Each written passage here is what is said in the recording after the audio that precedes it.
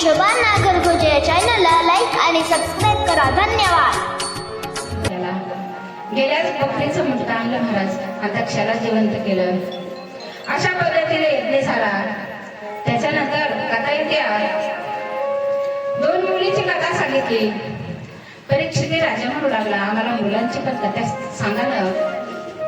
अहो, त्याच्यानंतर उत्तानपाद नावाचा राजा होता. उत्तानपाद राजा म्हणजे कोण आहे? आम्ही तुम्हीच आहेत महाराज. खाली डोकं आणि वर पाय यालाच म्हणतात उत्तानपाद. मग त्या राज्य कसा करू लागला? कारण त्याला दोन पत्नी होत्या, एक सुरुची आणि एक सुरुती. सुरुची कशी होती? आपल्याच मनाचं करणारी, खरं आपल्या मनावर चालणारी. आणि सुनीती कशी होती? चांगली नीती होती महाराज. नीतीनं वागायची, नीतीनं काम करायचे. सुरुचीचं बरोबर नव्हतं, कारण आपल्या मनाने केलेलं काहीच बरोबर नसतंय. म्हणतात मनोमार्गी गेला तो तयाच मुकाला. आपल्या मनाने केलेलं कुठलंच कार्य सक्सेस होत नसतंय. पण ते आपलंच खरं मानित होती. एक दिवस दरबारामध्ये राजा बसला होता. तेवढ्याच काळामध्ये, कारण हिला पण एक मुलगा होता आणि तिला पण एक मुलगा होता. सुनीती होती, तिच्या मुलाचं नाव गुरु होतं आणि हिच्या मुलाचं नाव होतं उत्तम महाराज. सुनीती खेळत खेळत हे बाळ मांडीवर बसलं. उत्तम म्हणायचं, त्याला पण मांडीवर बसा वाटलं दुसऱ्या बाळाला, आणि आपल्या पित्याच्या मांडीवर बसू लागला. पण तेवढ्यामध्ये सुरुची नावाची सावत्र आई आली आणि बाळाला ढकलून दिले खाली आणि सांगू लागले, तुला बसायचा अधिकार नाही. तुला बसायचा असेल तर माझ्या पोटी जन्म घ्यावा लागेल. मी आवडती राणी आहे, तुझी आई आवडती नाही. बाळ रडू लागलं महाराज. आता ते बाळच होतं 5 वर्षाचं. रडत रडत आपल्या आईकडे गेलं. राजा काहीच म्हणला नाही आणि आईला सांगू लागला, आई मला त्या मोठ्या आईला ढकलून दिलं, मला वडिलाच्या मांडीवर बसू दिलं नाही. काय म्हणू लागली? त्या ठिकाणी आपण असतात.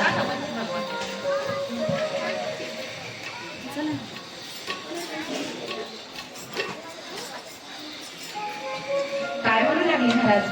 आपण आजकाल तर म्हणला असतात डोक्यात दगड घाला त्या आईच्या, पण ती तशी नव्हती. अरे बाळा, काय चुकलं तिचं? काही चुकलं नाही. आतापर्यंत जे मी केलं नाही ते केलं आईनं. यात काय चूक आहे? ठीक आहे म्हणे, मी पापीण आहे, आवडती नाही मी. माझ्या पोटाला तू जन्म घेतलास. असतंय बाबा, या गायकाचं भाग्य असतंय. आई मला कुठं बसायचे मग? आता कशी मांडी मिळवायची? म्हणजे अरे असल्या हाडा मासाच्या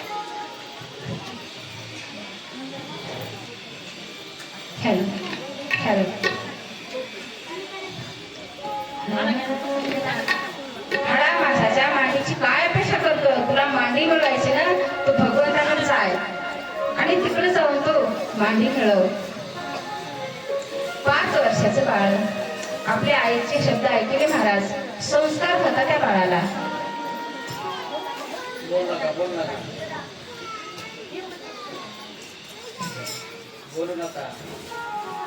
जंगलात जायला निघालं आणि खरंच देव मिळवायचा आहे. जगाला मिळून फायदाच नाही. आमच्या संतांनी सांगितलंय, अरे करायचंय तर काय करायचं? आपला तो एक देव करून घ्या. आपला तो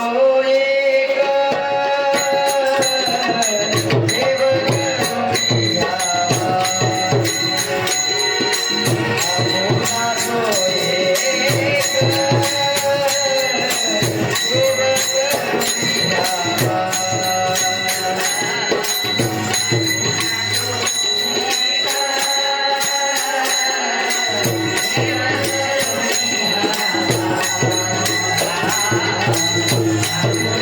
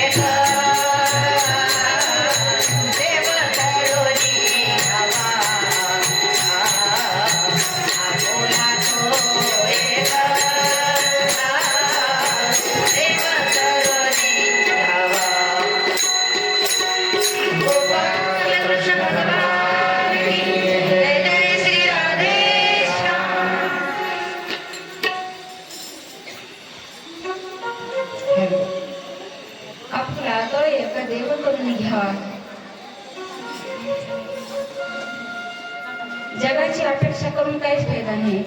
मिळवायचंय तुला तर जा आणि देव करून घे आपलाशी. ज्याचा शाकाहारी त्याच्यावर दुनिया कृपा करी. अरे जा तू. निघाला महाराज दुर्वा आणि जाऊ लागला. काहीच कळत नव्हतं. 5 वर्षाचं बाळ होतं ते. जाता जाता त्यांना संत भेटले नारद ऋषी आणि म्हणू लागले, कुठं चाललास तो? जंगलात चाललो मी. मला ढकलून दिलं माझ्या आईनं मांडीवर. मला देवाला मागायचं काहीतरी. अरे मागायचं वय आहे का हे? बाळ असतो आणि असं काही मनावर घेतात का बाळा?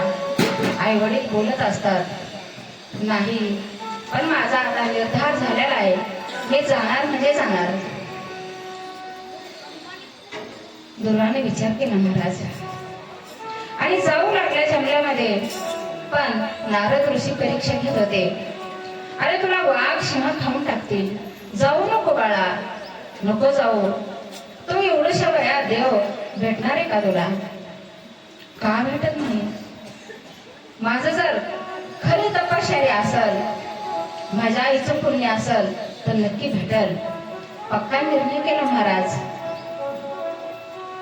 हाच नेम माझा, न फिरे माघारी. हाची नेम आता न फिरे माघारी. हाची नेम आता न फिरे माघारी. हाची नेम आता न फिरे माघारी. हाची नेम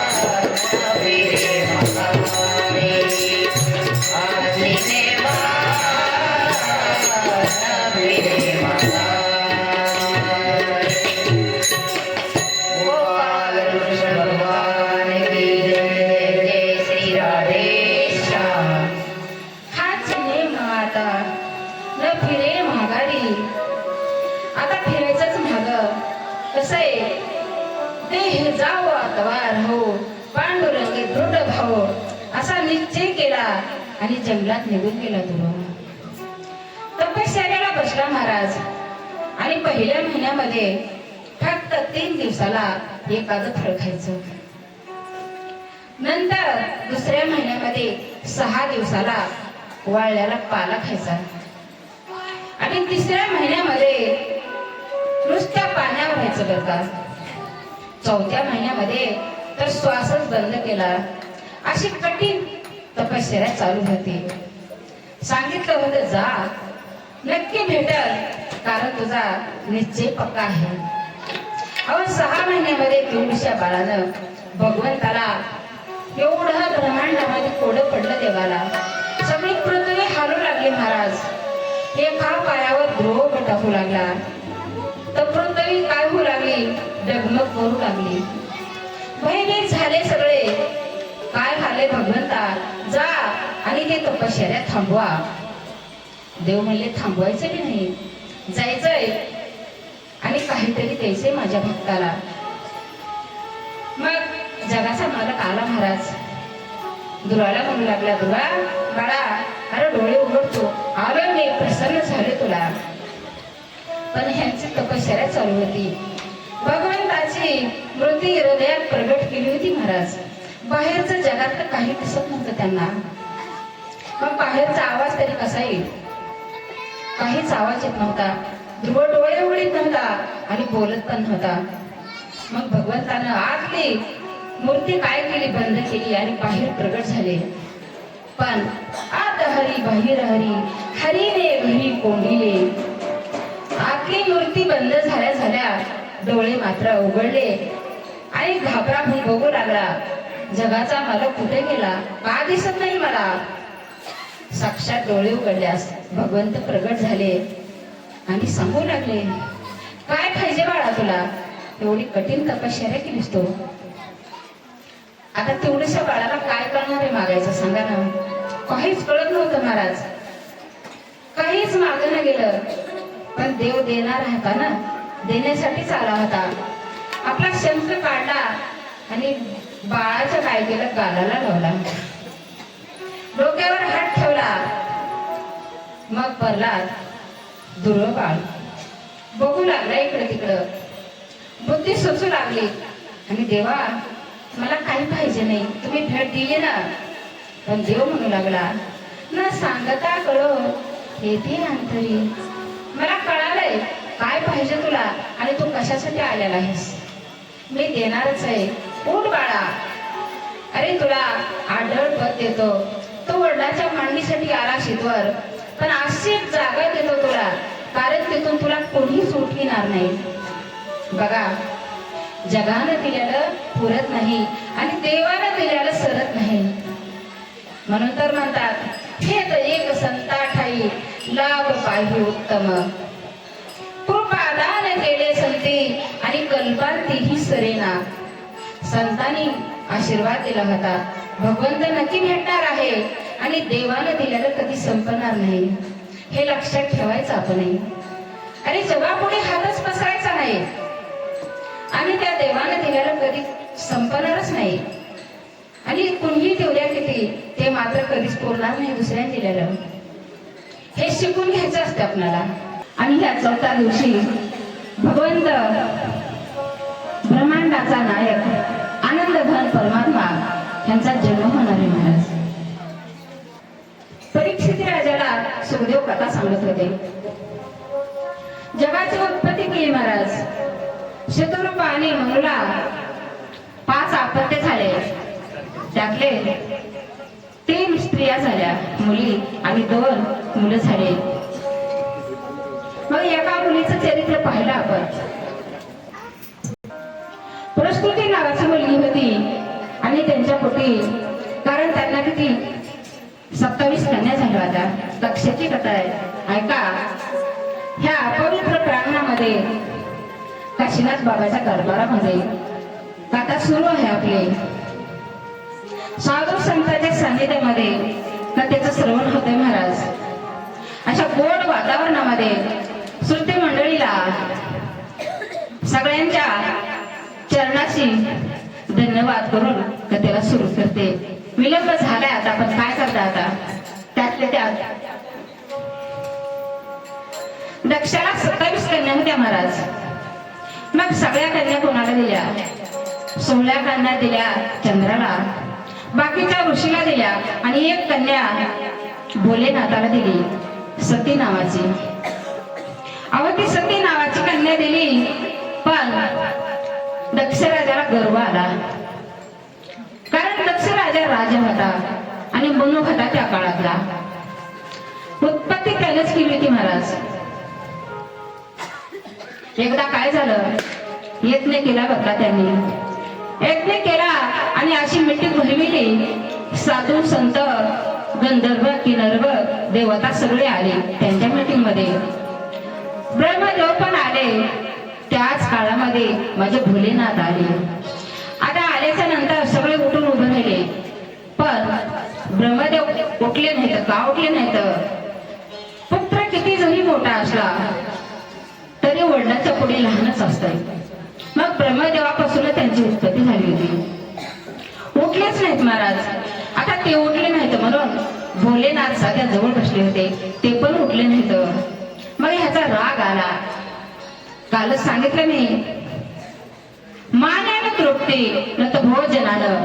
मान दिला पाहिजे माणसाला, कारण मान दिला तर पोट भरत आहे.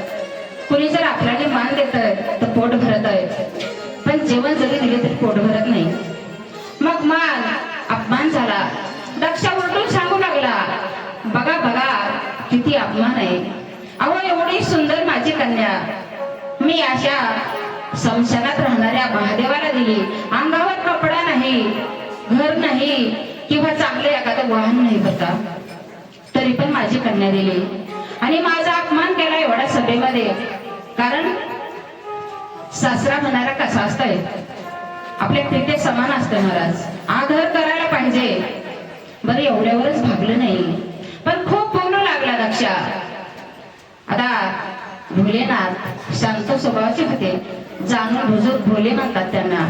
अहो त्यांचा राग जर प्रगट केला तर समुद्रासारखा राग आहे, ह्याचा तर राग थेंबासारखा आहे या क्या. पण शांत बसले. मग हे सहन झालं नाही नंदी महाराजाला. नंदी महाराजाला लागली शाप देऊन टाकला. अरे काय बडबड करतोस तू, एक दिवस मुंडकं तुटून जाईल. तू बोकडासारखा बडबड करीत राहिलास. भोलेनाथ निघून गेले महाराज आणि काही दिवसांनी काय केलं, यज्ञाचं निवेदन केलं.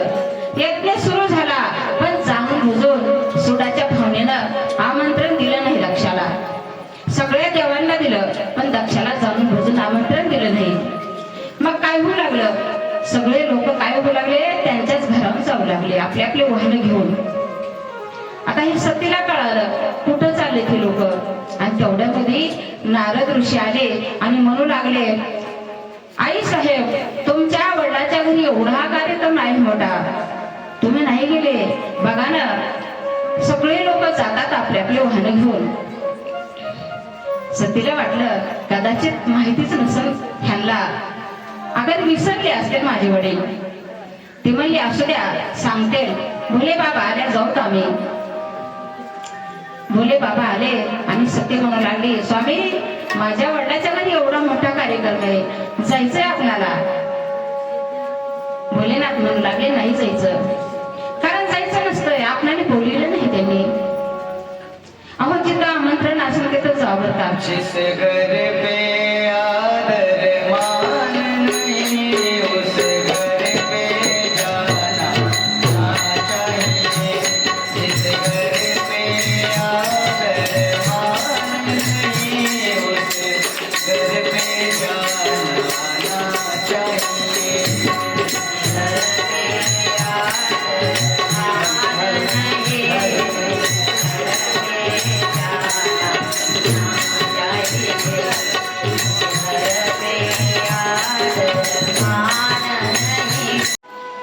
पापाचे ते मूळ पाहिले शोधोनी, दुःखाशी कारण जन्म घेणं. हे जन्म जे झालेलं असतंय फक्त भोगण्यासाठी झालेलं असतंय. तुम्हाला वाटत असेल आम्ही आनंदाने राहतात, आनंदाने खातात, पण फक्त भोग प्राप्त करण्यासाठी झालेलं असतं महाराज. हे भोगायचं असतंय. आणि काही लोक जे लवकर जातात ना, भोग संपलेला असतंय त्यांचा, म्हणून ते वर जातात. आणि काही काची वाट बघतात तरी ते जात नाहीत. घरचे सगळे कंटाळून जातात, हे कधी जाईल कधी जाईल, कंटाळा आला. बघा ना बोलता येत नाही त्याला. अहो त्याची कोणी सेवा करायला नसतंय तरी पण ते जात नाही बरी. का? कर्म शिल्लक राहिलेले असतात. चांगले कर्म केले तर चांगल्या कुळात जन्म होईल तुमचा आणि चांगलं सुख भोगण्यात येईल. पण बघा कितीतरी पापी लोक येतं. मला सांगा एखाद्या रस्त्यामध्ये कुत्र पडलेलं असतंय, गाढव पडलेलं असतंय, डुक्कर पडलेलं असतंय, आहे का त्याच्या मनचं काहीतरी? अहो भूक लागली तर जेवायला भेटत नाही, दिलं तेवढंच खावं लागतंय. एखादा बैल, आता बैल राहिले नाहीत म्हणा, आता ट्रॅक्टर निघाले तर JCB निघाल्या. पूर्वीच्या काळामध्ये बैल असायचा, भाड्यानं त्यांच्या घरचे काम झाले तरी दिवसभर काम करून घ्यायचं आणि एवढा चारा टाकायचा. खरं सांगा बैलाचं पोट किती मोठं आहे. पोट नाही भरलं तरी सांगता येत नव्हतं, कारण बोलताच येत नाही त्याला. मग हे जन्म का झालेले असतात? पाप भोगण्यासाठी झालेले असतात. म्हणून चांगले कर्म करायचे असतात. अहो आता कर्मच करायचे नव्हते, जाणून बुजून गप्प राहायचं, बोलायचंच नाही. मग नाव काय ठेवलं? जड भरत. जड भरत हे म्हणून लागले. काय आहे? मंद बुद्धीचा. मंद बुद्धी असली की जड म्हणतात, जड बुद्धीचा. आई त्यांची वारलेली होती, वडीलही वारले, भाऊ भाऊजे होते आणि सांगू लागला दष्टपुष्ट आहे, काम करीत नाही. अहो म्हणे ते काम देत होते त्यांना. त्यांनी आपलं एकांतात राहायचं, सांगल ते काम करायचं, दिल ते खायचं. मग एक दिवस शेतात पाठविलं, धुऱ्यावर जाऊन बसला. त्याच परिसरामध्ये एक डाकू होता बरं का, आणि त्या डाकूला मुलबाळ होत नव्हतं.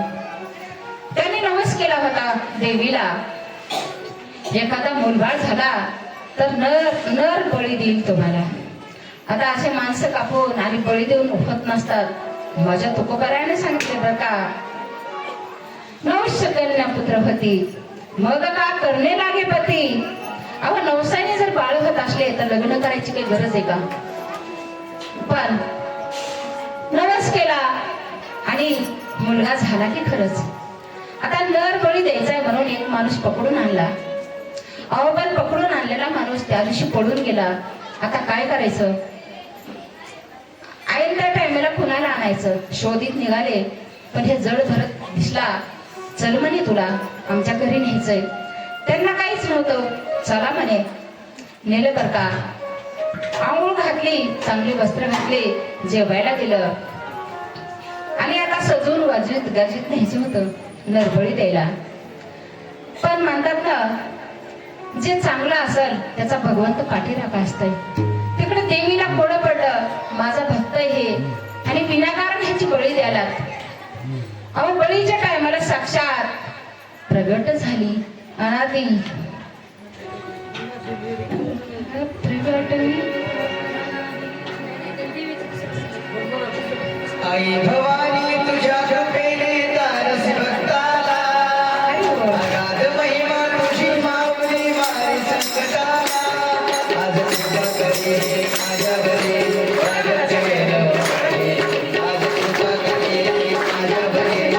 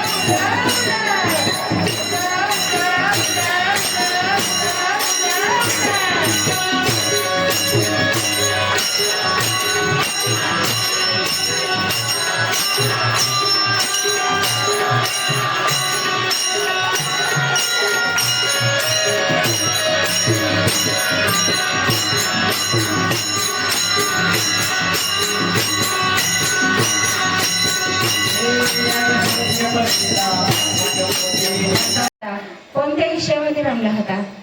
एक दिवस तपश्चर्या करीत बसला गंडका नदीच्या तीरावर आणि तेवढ्याच काळामध्ये एक हरीण आली बरं का पाणी प्यायला.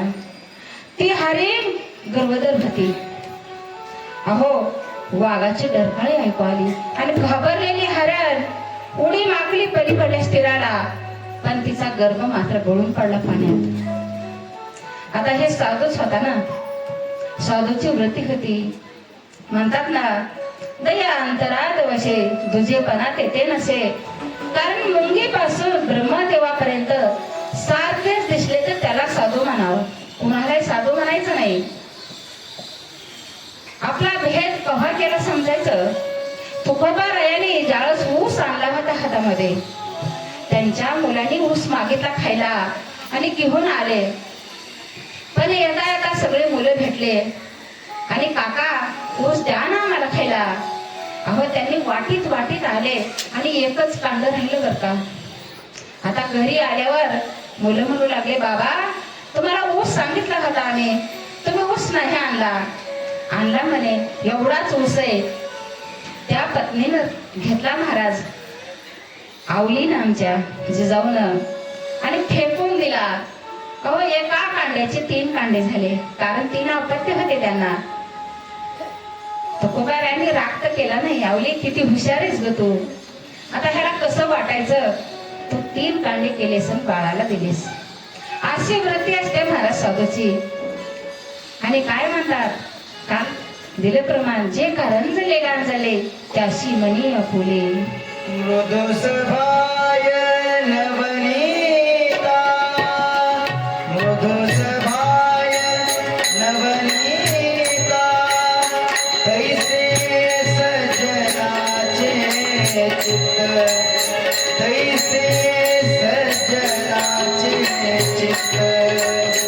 राशी अपत्नीचा नाही, राशी अपत्नीचा नाही, राशी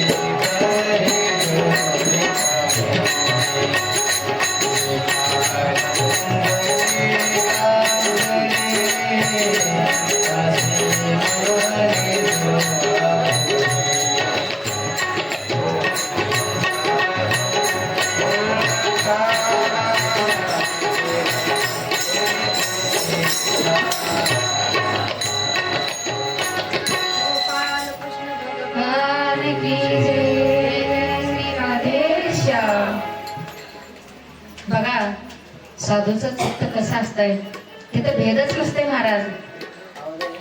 असंच आमच्या नाथ महाराजांनी काशीहून पाणी आणलं होतं बरं का. काशीहून तीर्थ आणलं होतं भोलेनाथाला घालायला. पण वाटामध्ये एक पशु गाढव पाण्या वाचून तडफडू लागलं महाराज.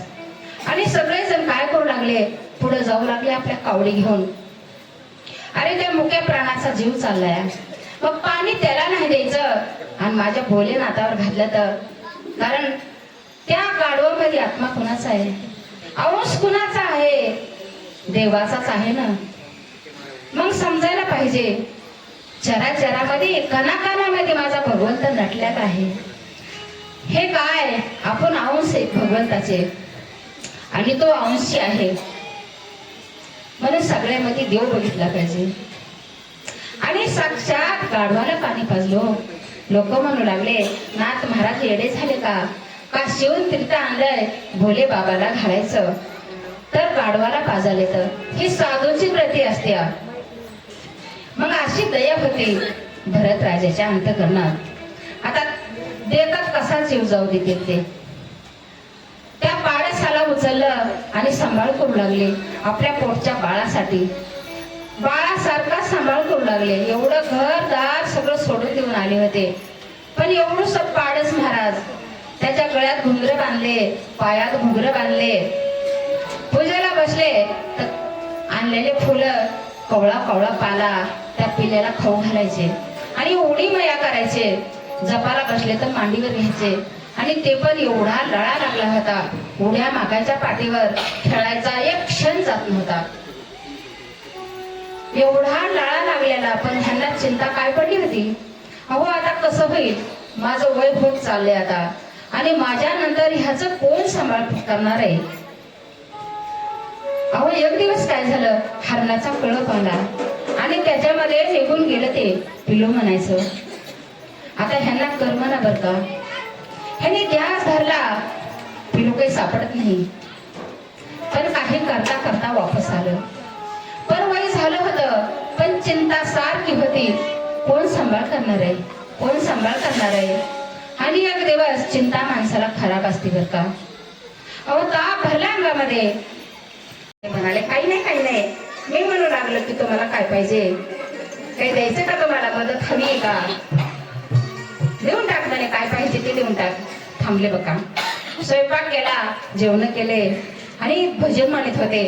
आता ह्याला कसली झोप येते का, ह्याला झोपच येणं गेली. पुन्हा येऊन म्हणू लागला बंद करा तुमचा गर्दा. हे मात्र कसं असतंय तुम्हाला सांगते. माझं एकदा गायन चालू होतं, मी सुंदर गायले, म्हणजे एक बाजूला बाई बसलेली होती. अशी मोठ्या मोठ्यानं रडायली, अशी मोठ्या रडायली. तिला काय आता राग काय, रागिनी काय, काहीच कळलं तिला. तिला वाटायला काय एवढं असं उगच बाई. त्या बाईला काय झालं होतं, दुसऱ्या शेजारी बळच आणलं होतं. आणि तिला राहून राहून काय होऊ लागलं, तिने कुत्री पाळली होती बरं का शेजारला. तिला तिच्या कुत्रीचीच आठवण येऊ लागली. बाई ह्यांचं गायन होत चाललंय रात्रीचे. आमचं पूर्वीचं काय होतं, आम्ही जागराला जायचं आणि जागर झाल्याच्या नंतर आम्ही काकड्याच्या वेळेपर्यंत गायन करत बसायचं. आता जागराचे मोडलं एवढे काही जागर राहिली नाही तर, पण रात्र उजडून काढायचे आम्ही. गोळणी भारवड, तुम्ही म्हणतात भारवड्याची घ्यायची का सुपारी, मी त्यातली पण आहे. भारवड येते मला, गवळण येते, एकटीच रात्र उजडून काढीन मी. त्याला गायनाची आवड आहे आणि ज्याला त्याच्यातला गंध माहिती आहे त्याला मात्र राहत नाही. आता एवढे कलाकार सुंदर गाणारे येतं, पण मला गाण्याचा छंद आहे. मी सुरुवातीपासून गायनाचारीच आहे, म्हणून मला राहत आहे का बघा, मी मध्ये मध्ये करते काय का नाही. तसंही आता ते गाऊ लागले, पण ह्याला आवडा ना गेलं. बाहेर येऊन म्हणू लागला बंद करा तुमचा गर्दा, डोकं उठवले तुम्ही. ती लगेच आली, काय चाललंय म्हणे. नाही नाही काय नाही चाललं, थंडी वाजायली का, चहा आणू का करून, असं म्हणाले. बरं ठीक आहे म्हणे. काढले बघा रात्र आणि सकाळी मात्र ते निघून जाऊ लागले. पण साधू म्हणाले तर महात्मा तुमच्या दारामध्ये सेवा केली, पण आम्ही काहीतरी देऊन जात असतात. देऊन काय देऊन जाणार आहे तर, अहो तुम्ही मागणारे असं म्हणू लागला बरं का, तुमचंच मागायचं काहीतरी असं.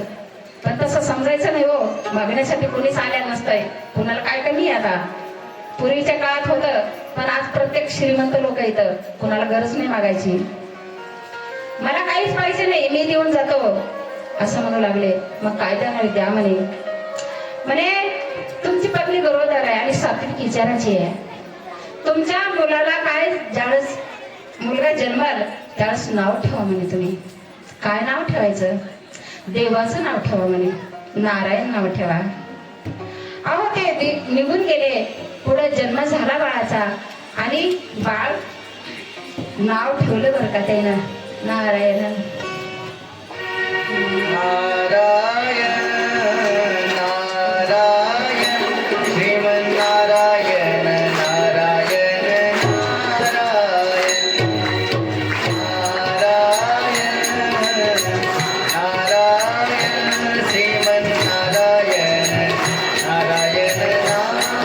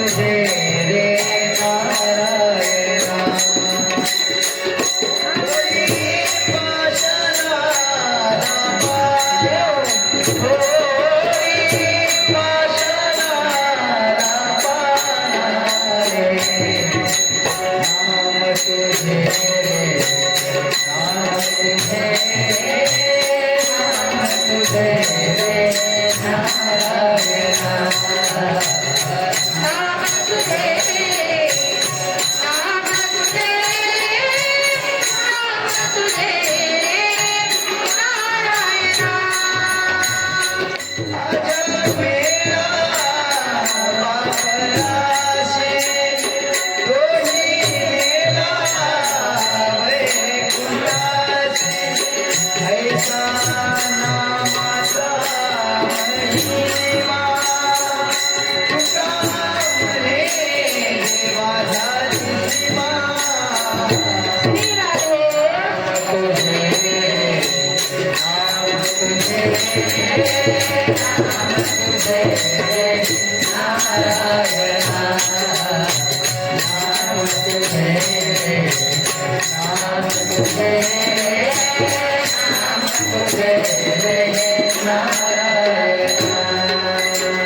गोपाल कृष्ण भगवान की जय.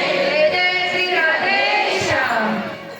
असा नामाचा महिमा, ऐसा नामाचा महिमा. कारण एवढं नाव पवित्र आणि पावरबाज आहे महाराज. मग ह्या नामानं कुणाचा उद्धार झालाय सांगा मला. सांगतो राजन. पुढं कथा येते महाराज अजयमाळाची. असाच एक पापी व्रतीचा माणूस होता. खूप पाप करायचा, पण पापी नव्हता हो सुरुवातीला. कारण विद्यार्थी होता, गुरुकुलमध्ये शिकत होता आपल्या गुरुच्याकडं. पण एक दिवस काय झालं, पावसाचा काळ होता आणि लाकडं वगैरे गोळा करायचे होते, पण लाकडं भेटत नव्हते. शिष्याला सांगितलं जा आणि लाकडं गोळा करून आणा. पण ह्या रस्त्याने जायचं नाही असं सांगितलं. आम्हाला नेमकं तेच होतंय. काही पाहू नका म्हणलं की पाहतो आम्ही, जे करायचं नाही म्हणलं की ते करतात आम्ही. इथं टाळ्या वाजवा म्हणले शेकोली वाजवीत नाही महाराज. पण एखाद्या ठिकाणावर एखाद्या मित्राला मुलगा व्हावा आणि दुसऱ्या मित्रानं सांगावं अरे त्या फलाण्याला मुलगा झालाय की लगेच ते टाळी म्हणते. काही गरज आहे का वाजवायची. जिथं करायचं ते करीत नाहीत आम्ही, पण जिथं नाही करायचं ते आवर्जून करतात. अहो ते झालं, जायचं नाही म्हणलं तरी त्या रस्त्याने गेला बरं का. गेल्याच्या नंतर ते रस्ता कसला होता, खराब रस्ता होता. कारण ते जे पाहायचं नाही तसलाच रस्ता होता. त्या रस्त्यामध्ये एका वेश्याचं घर होतं महाराज. वेश्या राहत होती आणि अनेक नाही बघायचं ते दृश्य बघण्यात भेटलं त्यांना. आणि बघितलेली चांगली वस्तू लक्षात राहत नाही. कारण बघा तुम्ही, माझ्या भगवंताच्या पुढे गेलं आपण बारीला आहे तोपर्यंत लक्षात राहतंय आणि नेमकं पुढे गेलं की डोळे झाकून घेतात. अरे पांडुरंगाचं वरपासून खालीपर्यंत बघितलं पाहिजे रोड. डोळे तुम्ही घ्या रे सुख पहा विठोबाचे लोक. तुम्ही आहे का रे कान माझ्या विठोबाचे गुण. मनात येते धाव घेही राहाय विठोबाच्या पायी. पण नाही, आमचं मन मात्र इकडे तिकडे भटकत आहे आणि ते लक्षातही राहतंय बरं का वाईट. मग तसंच झालं, लक्षातून जातच नव्हतं बघितलेलं दृश्य. घरी आला, आई वडिलाला सांगितलं, पत्नीला सांगितलं काहीतरी करा, मला सांगा. ध्यानी मनी जसं असते का नाही आपल्या ध्यानी मनी पांडुरंग असते बरं का साधकाच्या, पण त्याच्या मात्र तेच दिसू लागलं. काही केलेलं डोळ्याच्या बाजूला जाईना. मग आता गेला विषयाच्या माग आणि तसाच राहू लागला. का तसा राहू लागला याच्या मागे ते कारण नाही महाराज. एकदा तपश्चर्या पूर्ण झाल्या होत्या त्याच्या. जंगलात गेला होता, साधू होता आणि भगवंत भेटायचा टाइम जवळ आला होता. पण तेवढ्याच काळामध्ये काही राजाचे मुलं शिकार करायला आले होते आणि त्यांना मात्र बघून ह्याच्या मनाची वृत्ती कशी झाली होती, चंचल झाली होती. मी बी राजकुमार असतो तर असाच मजा केली असती, असाच फिरला असतो मस्त छान. मी मात्र साधू झालो, शिळा अन्न खावं लागतंय, फळं खावं लागते. तर असं एक क्षणापुरतीच त्यांच्या काय झालं तर मनामध्ये इच्छा प्रगट झाली होती आणि भंग झाली तपश्चर्या. पुढे हे जन्म घेऊन अजयमाळ व्हावं लागलं महाराज. आणि नेमका तिथंच घात झाला. गेला की त्याच वळणाला साक्षात वेशाला घरीच आणलं पत्नी करून. अहो एक म्हणता म्हणता 10 मुले झाली त्यांना. वाईट मार्गाने जाऊ लागला, करायचं हे ते करू लागला. ब्राह्मणाचा धर्म सोडून दिला करता चोऱ्या पण करू लागला. मग एक दिवस त्याच मार्गाने साधू संत जाऊ लागले. साधू संत जाऊ लागले, दिवस मावळला, पुढे जायला मार्ग दिसत नव्हता. त्या गावामध्ये थांबायचं म्हणले आणि विचारू लागले. असे चार लोक बसलेले असतात. कुठं? वठ्यावर. किती प्रकारचे वटे असतात. एक मसन वाटा असतंय, तिथं मात्र सगळ्यांना जावं लागतंय. पण दुसरा वाटा असतोय रिकाम्या लोकांसाठी, कुचर वाटा. ते मात्र आपल्या घरचं खातात पितात आणि विनाकारण दुसऱ्याच्या निंदा करीत बसतात. तिथं काही देणं घेणं नसते त्यांना. त्याला कुचर वाटा म्हणतात महाराज. मग असेच बसलेले लोक होते.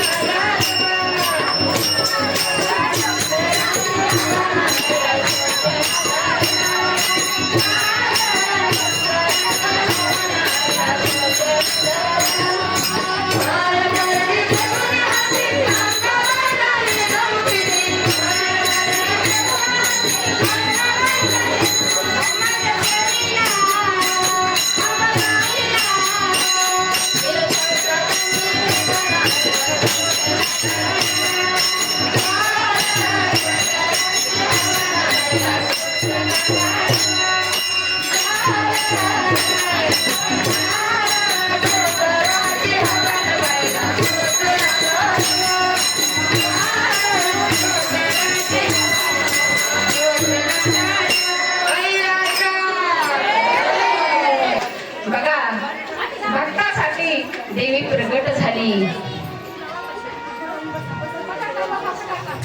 अनादी अंबिका भगवती पोत पोरडी घेऊन होती.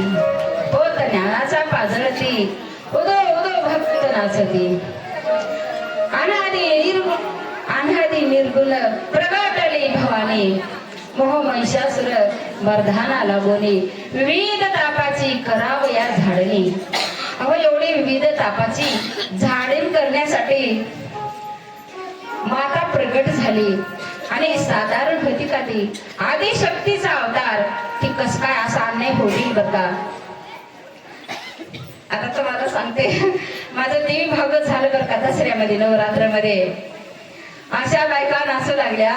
सगळं देवीच होतं ना ते. खूप मजा आली. मग अशा रीतीनं प्रगट झाली आणि सगळ्यांना काय केलं तिनं? अहो, सगळं केलं, ह्या भक्ताला मारतात का म्हणे तुम्ही? कैवारी असते महाराज, ज्याचा कोणी नाही त्याचा भगवंत कैवारी असतोय. जडभरत राजा निघून गेला, पुढं जंगलात फिरू लागला. त्याच काळामध्ये नवगण राजाचा पालखी जाऊ लागली तिथून. आता ही नवगण राजा कोण होता? पालखीत बसून जाऊ लागला आणि त्याच्या एका पालखीत चौकदार असतात ना, ते खंडेकरी म्हणतात आपण.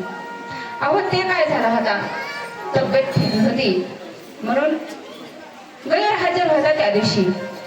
मग ह्याला पकडून आणलं महाराज आणि ते खांद्यावर पालखी घेऊन जाऊ लागले. कुठं जाऊ लागला? ते आपल्या कपिल म्हणी गुरुला भेटायला जाऊ लागला. ह्याला पकडून आणलं, पण ह्याची साधूची वृत्ती होती. ते काय करीत होता? कडा मुंगी खाली पायाखाली येईल म्हणून ढांगा टाकी जोड्या मागत जात होता. राजाला राग आला. अरे कोण आहे असा उदंड, नीट चालता येत नाही का, दष्टपुष्ट दिसतोय, ह्याला काय झालंय? सगळ्यांनी सांगितले महाराज हा नवीन आहे, नवीनच आज आलेले. एकदा सांगितलं नीट चाल, पण त्याला वाटू लागलं पायाखाली किडा येईल, मुंगी येईल, कारण सगळं जीवाचा करीत सांभाळ, सगळ्या जीवाचा सांभाळ करीत असत साधू आणि भगवंत. अशा रीतीने चालता चालता एक राजाला राग आला बरं का, सांगूनही ऐकत नाहीये. राजा खाली उतरला आणि चाबूक काढला आणि म्हणू लागला तुला फोडून काढील, चाबकाचे रट्टे मारेल. आता हे आतापर्यंत कुणालाच बोलला नव्हता महाराज, पण बोलू लागला, अरे राजा तू कुणाला मारणार आहेस? तू कुणाला मारणार आहेस? ह्या देहाला, हे देह तर कधी माझा नाहीच म्हणे, तुझा तरी देह तुझा आहे का? आणि देह तरी कशाला म्हणतात? दाखव हात लावून, दाखव. राजा म्हणू लागला माझाच देह आहे. राजा तुझा हात कुठे आहे? माझ्या देहावर. अरे ती तर छाती आहे. राजा हाताला धरू लागला. हे देह आहे का तुझा? नाही, हे तर हात आहे. प्रत्येक हात ठेवला तर म्हणत होता हे देह नाही, आणि खरंच नाही महाराज, देह आपला नाहीच आहे. कारण तुम्ही पंचीकरण आणि विचारसागर वाचा, तुम्ही देह कोणाचा आहे? नाही छिन्नंती शस्त्राने तुम्ही मारू शकणार नाही मला, मी अमर आहे, आत्मा कधी मरत नसतंय. अरे देह जीर्ण कापडासारखं असतंय. जसा आपलं कापड जीर्ण झालं आणि झिरझिर फाटू लागलं तर ते त्याग करावं लागतंय आणि नवीन वस्त्र शिवावं लागतात. मग आपला आत्मा पण तसाच आहे. हे शरीर थकलं, सोडून द्यावं लागतंय आणि आत्मा प्रवेश करतोय महाराज. आपल्या पुण्यानं पापानं जिथं भोग आहे तिथं जावं लागतंय. मग तू मला काय मारणार आहेस असा सांगू लागला. आता हे उपदेश ऐकल्यास राजाला वाटू लागलं हे साधारण नाही. पाय धरले, सांगू लागले, साधू तुम्ही कोण आहेत सांगा मला. सुखदेव तर नाही तुम्ही. अहो कोण आहेत? कपिल देव तर नाही तुम्ही. राजा अरे माझी ओळख काय विचारतोस? तुला सध्या तू ओळखू शकला नाहीस. तू कोण होतास? पूर्वी ज्यावेळेस मी ह्याच्यामुळेच काय झालं होतं, मला एवढे जन्म परत घ्यावे लागले, त्यावेळेस तुझा सांभाळ करता तू हरिण होतास आणि माझा सहवास लाभला, संतांच्या सहवासात गेला म्हणून तू एकदम राजा झालास. आणि मी मात्र मला ज्ञान तसंच आहे, पण तुला ज्ञान नाही. मग आता कसं आहे, लोखंडाला जरी पर्स लागला तरी काय होतंय, सोनं होऊन जातंय तात्काळ. आता साधूची संगत तेव्हाही घडली होती ना आताही घडली महाराज. ह्याला कशा सोडून देते? असं उद्धार करायचा होता, मुक्त करायचा होता म्हणून बोलली तिथं. अनेक जन्म त्याला घ्यायचे होते, पण भेट नंतर झाल्यामुळं राजाला मुक्त केलं आणि ज्ञान सांगितलं. राजा तुला काही सांगतो म्हणे, माणसाला कसं वागायचं असतंय, कसं राहायचं असतंय, देवाची प्राप्ती कशी करून घ्यायची असत्या, आणि तू का पाप करतोस? मग त्यावेळेस काय सांगितलं, 28 नरकाची उत्पत्ती कशी होत्या, कुंभी पाप म्हणे त्या प्रकारचे पाप असतात महाराज. ज्या ज्या पद्धतीने आपण पाप केलं ते आपल्याला भोगावं लागत आहे. आणि 5 ब्रह्महत्येचे पाप असतात.